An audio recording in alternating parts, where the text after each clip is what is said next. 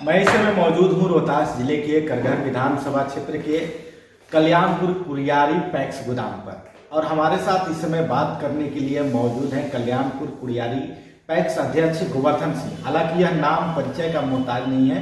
रोहतास जिले में अधिक भ्रष्ट अधिकारियों को पकड़वाने से लेकर बिहार जिले ही नहीं पूरे बिहार में पैक्स में नंबर 1 खरीदारी करने वाले पैक्स अध्यक्ष हैं। और अब इन्होंने मूड बनाया है कि अब यह विधानसभा चुनाव लड़ेंगे।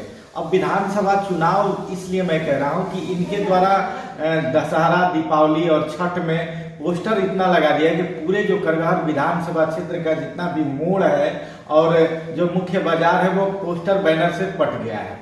अब इसी मुद्दे पर हम इनसे बात करेंगे कि अचानक इनको पैक्स अध्यक्ष के बाद अब विधानसभा चुनाव लड़ने की इच्छा कैसे जाहिर हुई, इनसे हम बात करेंगे। जी, बैनर पोस्टर आप पूरा विधानसभा क्षेत्र में लगा के पूरा पाट दिए हैं, ऐसा क्यों?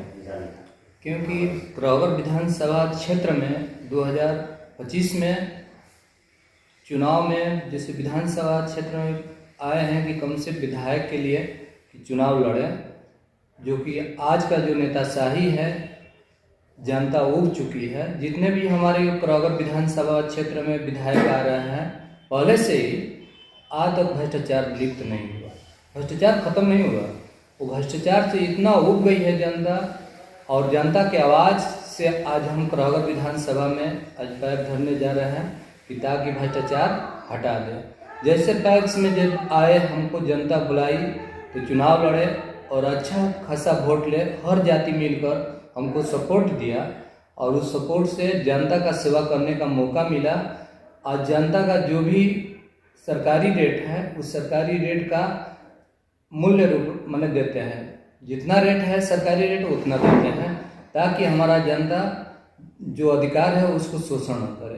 कोई भी अधिकारी इसके पीछे लगे तो उस अधिकारी को इंदिरा निगरानी टीम से उसको जेल में धरवाकर अंदर किए और भ्रष्टाचार से पैक्स में ख़त्म किए। उसी तरह विधानसभा में जब आएंगे तो जितना भी इंदिरा आवास में लग रहा है, गरीब व्यक्ति को 30-30 हज़ार इंदिरा आवास में लग रहा है और शौचालय में 2-2 हज़ार 3-3 हज़ार रुपया आ रहा है, तो उसको हटाने में हम काम करेंगे ताकि हमारे जनता के ऊपर कोई बोझ ना हो। उसको जो सरकारी मुआवजा है उसको फुल मिले, और जो किसान की जो धान अधिप्राप्ति पूरा विधानसभा में नहीं हो रहा है उसका भी करवाने का काम करेंगे और उर्वरक का भी काम करेंगे। आज जो गरीब आदमी, आज धनी आदमी जो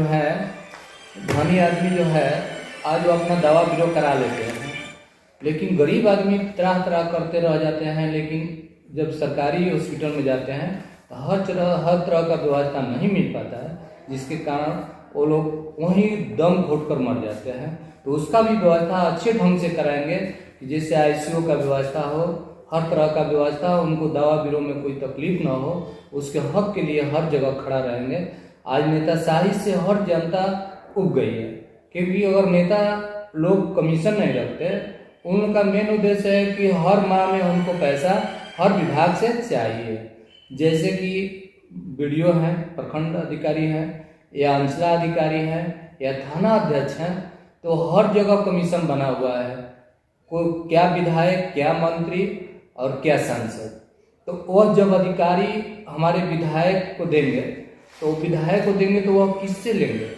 वो जनता से ही लेंगे। तो जनता आज उसी के चलते त्राहिमाम हो रही है, और उसके पीछे छोटा छोटा प्रतिनिधि लोग भी तबाह हैं हमारे विधानसभा से, क्योंकि आज कमीशन नहीं बना होता तो आज हमारा प्रतिनिधि सही ढंग से धान अधिप्राप्ति करते या मुखिया लोग से भी अच्छा काम करते जितना गली नली का है।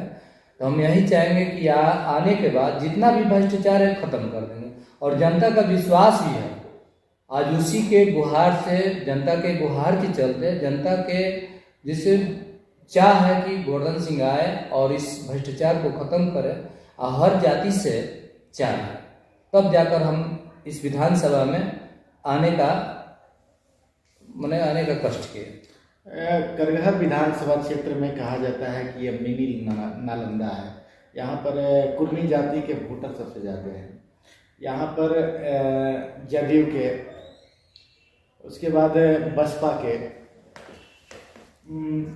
उसके बाद भाजपा के 3 पार्टी के अभी कुर्मी जाति के ही जो नेता हैं वह भाजपा विधानसभा की तैयारी कर रहे हैं, वह क्षेत्र भ्रमण कर रहे हैं, जनसंपर्क कर रहे हैं। अब पिछले बार चुनाव में देखने को मिला कि कुर्मी जाति के ही 2 लोग चुनाव लड़ गए और जिसकी वजह से दोनों अच्छा वोट लाए, लेकिन उनके जगह पर दूसरे जाति के लोग यहाँ से विधायक बन गए। मिनी नालंदा का जो कहा जाता था वो पिछले चुनाव में टूट गया। अब आप भी कुर्मी जाति से ही हैं, तो फिर 3 से 4 कुर्मी जाति अगर आप लोग लड़ेंगे तो क्या लगता है कि इस बार आप चुनाव निकाल पाइएगा? जी देखिए, जो बात आप बोल रहे हैं कि जातिकरण का, तो हम पैक्स में भी आए तो आज जाति से हम नहीं जीते। हमको हर जाति सपोर्ट देता है, हम जमात से जीते हैं।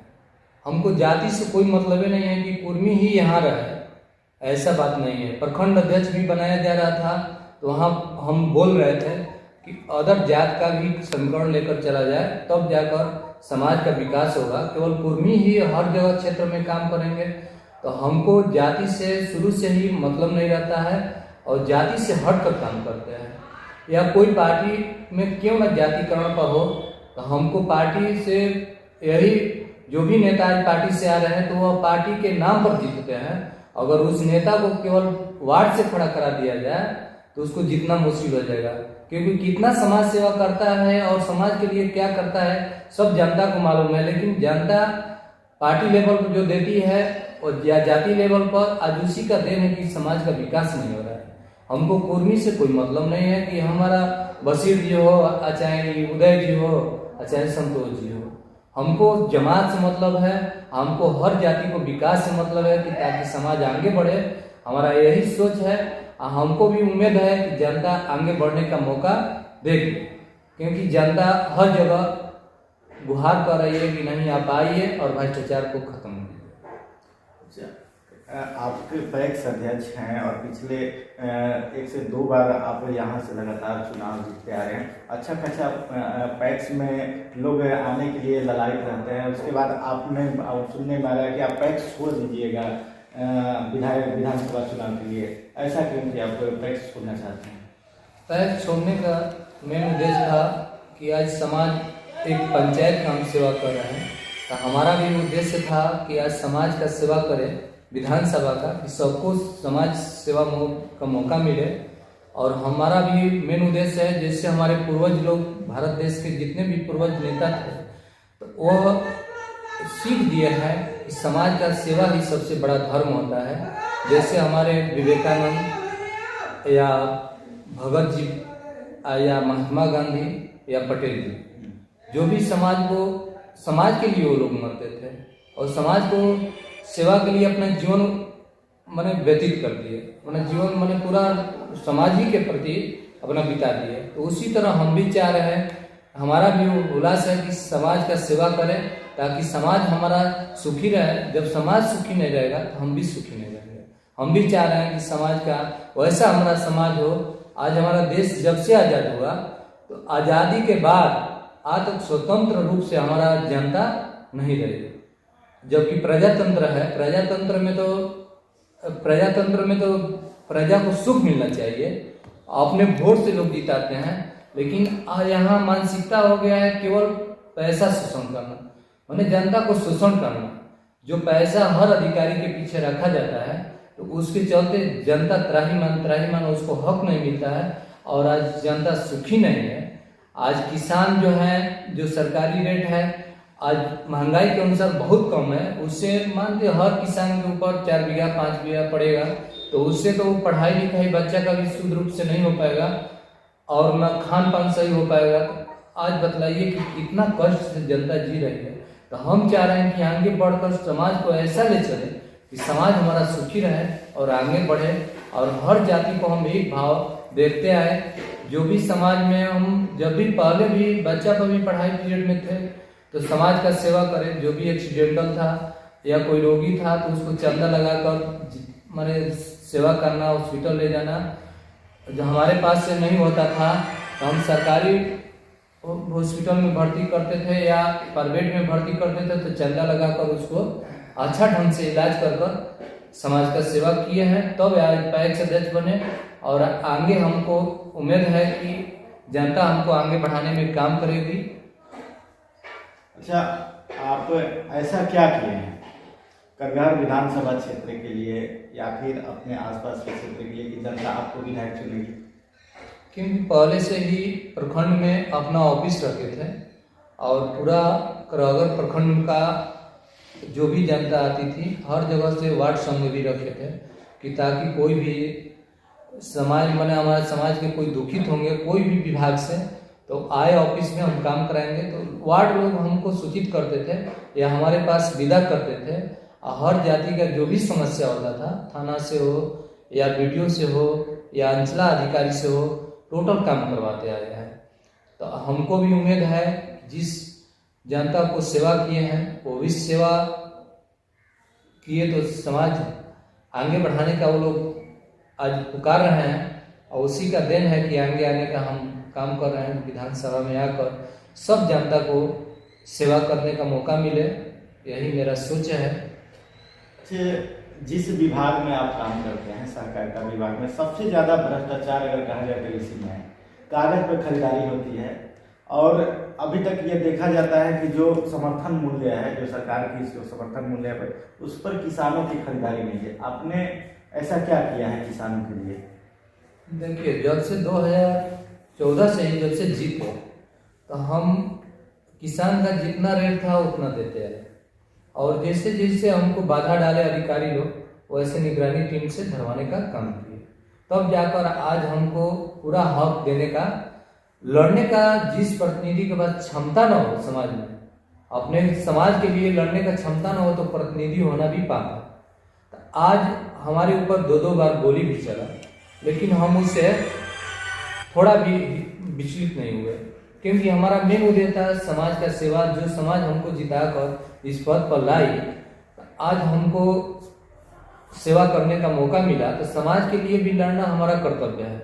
समाज का जब सरकारी रेट 2065 का पहले अगला बार भी था तो 2065 में 1 रुपया नहीं काटे और उसको पूरा किसान को एक भी किसान को 2014 से ही आज तक रिटर्न नहीं किया अपने केंद्र से और जो प्रोसेस है उस प्रोसेस को फॉलो करते हैं।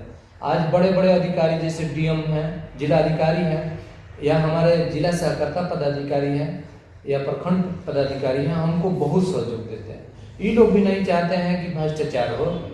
ये लोग का भी उद्देश्य होता है कि अच्छा काम जो व्यक्ति कर रहे हैं उसको हम लोग सहयोग देंगे। अब कोई किसी प्रतिनिधि को गलत उद्देश्य है तो उसका बातें अलग है, नहीं तो जिला सहकारिता पदाधिकारी से लेकर जिला अधिकारी से हमको सहयोग हर जगह मिलता है और वहाँ से पटना से भी मिलता है। विभाग से जो भी दिक्कत होता है वह वहाँ पटना भी फोन करते हैं या जिला डीएम साहब के पास भी करते हैं, जिला अधिकारी के पास, और जिला सहकारिता पदाधिकारी हमको वहाँ तक पहुँचने का मौके नहीं देते। वो अपना ही पास के समस्या को हल कर देते हैं, हमको कष्ट नहीं होता है। और सहकारिता पदाधिकारी मेन उनका उद्देश्य है कि जो अच्छा काम करेगा तो उसके लिए मैं खड़ा हूँ। अच्छा, बहुत सारे लोग हैं किसी न किसी पार्टी के सिंबल पर विधानसभा का चुनाव लड़ना चाहते हैं, लेकिन आपके बारे में चर्चा है कि आप निर्दलीय चुनाव लड़ना चाहते हैं। क्योंकि निर्दलीय चुनाव लड़ने का मेन उद्देश्य है कि पार्टी से अगर आएंगे तो पार्टी में जाति है। अगर हम निर्दलीय आ रहे हैं तो हर जाति हमको वोट देगी और हमको समांतर रूप से लेकर चलना है ताकि हमको समाज में कोई मतभेद न हो। अगर पार्टी से आएंगे तो सब जातिकरण पर सब लोग आ जाएंगे। अगर पार्टी से नहीं आ रहा है तो हमारा समाज का विकास होगा। हर जाति को एक साथ मिलाकर एक मंच पर खड़ा कर वो आनंद कुछ और होगा। जब कोई व्यक्ति पार्टी से आता है तो उसमें पार्टीता जातीयता ले लेता है, तो हमको जाति पार्टी से कोई मतलब नहीं है। हमारा जनता का चाह है तो चाह को पूरा करेंगे। हमारे जनता के ऊपर ही है क्योंकि जनता जिसको चाहती है उसको बनाती है। तो जनता जब चाह रही है तो ऐसा तो हो ही नहीं सकता।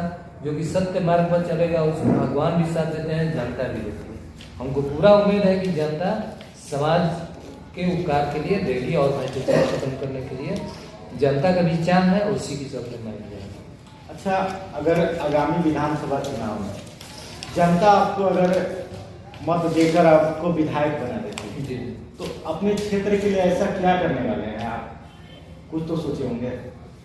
जब विधानसभा में अगर कहीं जीत गए तो जितना भी किसान का अधिप्राप्ति हो, खाद्य उर्वरक हो और गरीब आदमी के लिए इंदिरा आवास, स्वास्थ्य केंद्र, तो सब में भ्रष्टाचार को हटाकर एक जो सरकारी सिस्टम है उस सिस्टम पर लाने का प्रयोग करेंगे ताकि भ्रष्टाचार हट जाए, ऐसा जनता को लगे कि सुखमय जीवन व्यतीत करें। आज इंदिरा आवास जैसे एक घर में मात्र एक दिया जाता है, उसको 5 बच्चा है तो 5 क्यों नहीं देंगे भाई? उसका परिवार है, कहाँ रहेगा? एक घर में 5 परिवार कैसे रह सकता है? तो ये सरकार का तो ऐसा तो नियम है नहीं। लेकिन आज हमारा विधायक जीतता है और जीतने के बाद क्या करते हैं? पटना भाग जाते हैं। यहाँ कितना क्यों न तो खाद का रेट 4 गुना भाग जाए, 2 गुना भाग जाए, या खाद का रेट माने खाद मिले ना, कालाबाजारी हो, तो उससे कोई मतलब नहीं रहता। तो किसान का धान अधिप्राप्ति हो या ना हो, या इंदिरा आवास बने या ना बने, गरीब कैसे जी रहे उससे कोई मतलब नहीं। मेन मतलब है कि पार्टी से हम जीत गए, पार्टी वहां पटना पहुंचे और पटना अपना प्लेट पर ऐश कर रहे हैं और उसके बाद जनता मरे चाहे जिए। इस सब उन लोगों का उद्देश्य नहीं है कि समाज का सेवा करें, त्राहीमाम कितना हो जनता करे, उससे कोई मतलब आज के विधायक हो चाहे सांसद हो, कोई भी नेता पूरा माने बिहार का हो चाहे हमारे देश का, कोई मतलब नहीं है। वैसा नेता ही नहीं पैदा हो रहा है। हमारा सिस्टम है शिक्षा में सुधार करना, कि आएंगे तो शिक्षा में एक अध्यात्म का जागरूकता करेंगे ताकि माता पिता का सेवा हो। अध्यात्म क्या होता है? वही सबसे बड़ा आनंद का जरिया है, और जिसके पास अध्यात्म नहीं है, सच्चाई रास्ता नहीं है, तो कभी जीवन में सुख नहीं प्राप्त कर पाता है। क्योंकि सबसे सुख प्राप्त करने का मेन उद्देश्य है अध्यात्म और सेवा। आज जब पहले के गुरुजन जो थे, गुरुजन तो क्या करते थे? अध्यात्म का पढ़ाई पढ़ाते थे और समाज के प्रति संस्कृति का भी शिक्षा देते थे, कैसे सभ्यता होना चाहिए समाज में। तब जाकर आज पहले का जो लोग थे बहुत सुखी थे। जैसे गुरुजन लोग सिखाते थे कि माता पिता का सुबह शाम गोड़ लगना, पैर छूकर माता पिता का, और सेवा करना, और समाज के प्रति क्या दायित्व है, समाज के प्रति कैसा सेवा करना है, और माता पिता भाई बहन के साथ कैसे रहना है, ये सब सिखाते थे। आज हमारी शिक्षा पद्धति जो है, जो रीढ़ का हड्डी है, मेन शिक्षा पद्धति है, वो अंग्रेजों ने उसको खत्म कर दिया है। आज भी सरकार उस पर ध्यान नहीं दे रही है कि हमारा शिक्षा पद्धति कैसा होना चाहिए। आज उसी का देन है कि समाज भ्रष्टाचार के ओर जा रहा है। जैसे हमारे शिक्षा में क्या कमी है कि आज पुरुष नारी को जो पुरुष महिला और पुरुष को जो चाहे बच्चे और बच्ची को जो एक साथ पढ़ाया जाता है, तो वो सिस्टम अलग अलग होना चाहिए। जैसे सिपाही में जैसे थाना प्रशासनिक स्तर पर भी जैसे महिला का व्यवस्था अलग होना चाहिए, पुरुष का अलग होना चाहिए, हर डिपार्टमेंट का अलग अलग होना चाहिए, ताकि समाज भी हमारा अच्छा से व्यवहार करे। आज एक में रखने से क्या होता है? बदवेशन हो रहा है, कोई सही ढंग से नहीं रह रहा है, उसके अंदर बहुत कमियां पाई जाती है। आज जैसे शिक्षा विभाग में महिला के पढ़ाने के लिए और लड़की को पढ़ाने के लिए महिला टीचर चाहिए, वैसा योग्य चाहिए कि जो ऐसा शिक्षा दे आध्यात्मिक स्तर से, तो वह समाज के प्रति अपने दायित्व को समझे कि समाज को कैसे हम आगे बढ़े। केवल शिक्षा नौकरी करने से नहीं मतलब है, हमारा समाज विकास कैसे करे। मूल चीज पैसा ही नहीं है, हर चीज पैसा ही नहीं है, पैसा से कभी शांति नहीं है। जब व्यक्ति को पता चल जाएगा कि जब हमारा ही सब जाति पार्टी एक है, उन्हें सब जाति को भेदभाव हटाकर एक धारा पर चलाया जाएगा, तो वह शांति और सुकून अलग होगा। उसी तरह उस रास्ता पर ले जाने का काम करेंगे ताकि हमारा समाज का ऐसा विकास हो। रोड से लेकर, जैसे हम देखते हैं रोड के किनारे हर जगह फुलवारी का व्यवस्था नहीं रखा गया है, या रोड का जैसे गांव में जो रोड है सिंगल खींचा गया, उसको डबल करने का हमारा मेन सोच है कि ताकि डबल होगा तो गाड़ी आने जाने में और घूमने में भी गांव के लोग को अच्छा पड़ेगा। और रोड के किनारे फुलवारी का व्यवस्था किया जाए कि पार्किंग जैसा लगे, व्यक्ति सुबह में टहले तो लगे कि नहीं हम पार्किंग में जा रहे हैं और घूम रहे हैं, जिससे स्वास्थ्य अच्छा है। तो अभी आपने सुना गोवर्धन सिंह जी को, जो यहाँ कुरियारी कल्याणपुर में पैक्स अध्यक्ष हैं और इस बार उन्होंने मूड बनाया है कि अब यह विधायकी का चुनाव लड़ेंगे और विधायकी के चुनाव लड़ेंगे नहीं, यह निर्दलीय, अगर इनको किसी पार्टी से टिकट मिलता है तो उस पार्टी में जाएंगे, नहीं तो निर्दलीय यह चुनाव लड़ेंगे और जनता के बीच अपनी बातों को रखेंगे। अभी इन्होंने अपनी पूरी बातें हमारे चैनल को रखी, इसके लिए इनको धन्यवाद। न्यूज़ वन इंडिया के लिए मैं रोहतास के कुरियारी से रवि।